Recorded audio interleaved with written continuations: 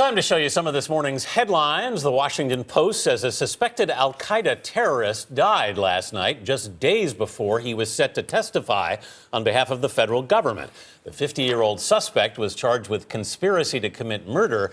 He was expected to reveal how he helped to plan the deadly bombings on the U.S. embassies in Libya and Tanzania in 1998. He'd been battling liver cancer since his arrest in 2013.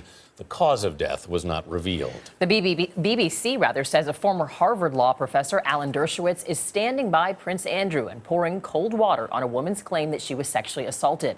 Dershowitz denies having sex with the woman after his name and that of the prince surfaced in a civil lawsuit dating back to 2008.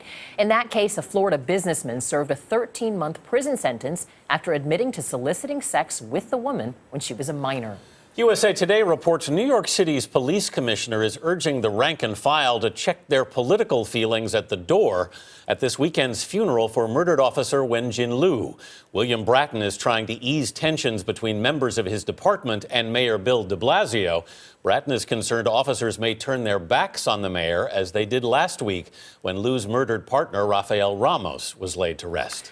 Britain's Guardian says attorney Amal Clooney, wife of actor George Clooney, is being asked to watch what she says in Egypt. Clooney was told she is risking arrest after raising concerns about flaws in the Egyptian judicial system. She is representing one of 3 jailed Al Jazeera journalists who are now awaiting a new trial in Cairo. The journalists were initially charged for raising questions about outside influence on so-called independent judges. Basically, she's saying Egyptian officials shouldn't be allowed to handpick judges in really highly politicized cases. It's interesting. Very interesting. The Hollywood Reporter says actress Donna Douglas has died. She was better known, of course, as Ellie Mae Clampett on the Beverly Hillbillies. The show ran for 9 seasons here on CBS, beginning in 1962. She also co-starred with Elvis Presley in the 1966 film Frankie and Johnny, and had a memorable role as a hospitalized woman wrapped in bandages in an episode of The Twilight Zone. Donna Douglas died of pancreatic cancer.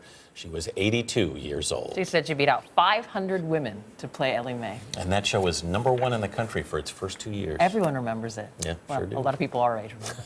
And Star.com says stargazers are just hours away from experiencing the first meteor shower of the new year. The quadranted meteor shower is set to move closer to Earth tonight.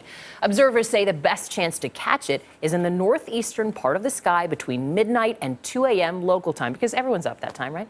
They warn the light of the moon might impact the overall view.